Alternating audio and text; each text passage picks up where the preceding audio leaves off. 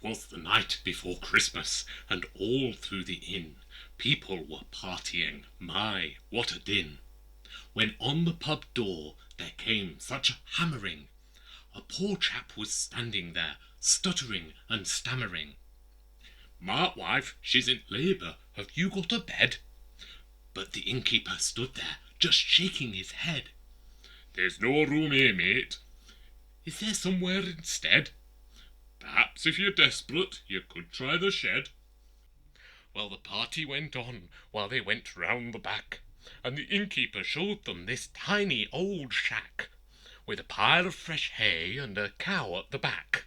And the chap said, "Oh no," but his wife said, "Oh yes, the baby is coming, I don't mind the mess. It might not be quite the ideal maternity, but when baby is born he'll clean up all eternity." The innkeeper tutted and said, "Well, what next?" and shot a glance skywards and looked most perplexed, for glinting away just above the horizon was a shining new star that he'd never set eyes on.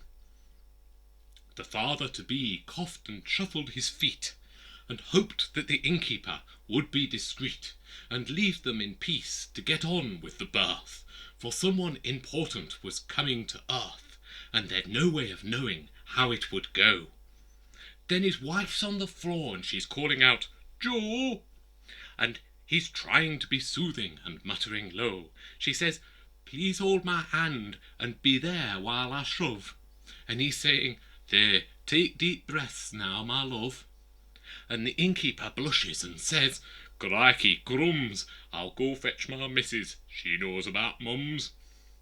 And while he's inside telling all of the guests, his missus is searching for nappies and vests, and nighties and rompers, a blanket, a bib, and something perhaps they can use as a crib. And all she can find that will be any good is a donkey's old feed box made out of wood. A babe in a manger. Oh dear, what a sight! But it's the best she can do in the dead of the night. They settle the baby and tuck in his feet. Mrs. Innkeeper says, "You'll need something to eat." And she heads for the door. She's just turning around when all of a sudden there's this mighty sound. A choir of angels in song overhead. Mrs. Innkeeper bristles, she turns a bright red, and rushes outside, shakes her fists and her head. "Don't you noisy lot know we've put baby to bed? It's all right you singing about peace on earth, but this here young lady has just given birth." So the angels push off and fly over the hill to sing to some shepherds of God's great goodwill. How a baby's been born who's a gift to mankind.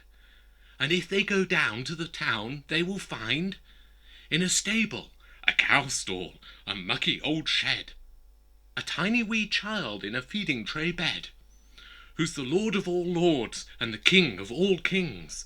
And the shepherds look on as the angel choir sings, and wonder why they're being told all these things. For shepherds are not the most highly ranked folk. They don't count for much, they're a bit of a joke.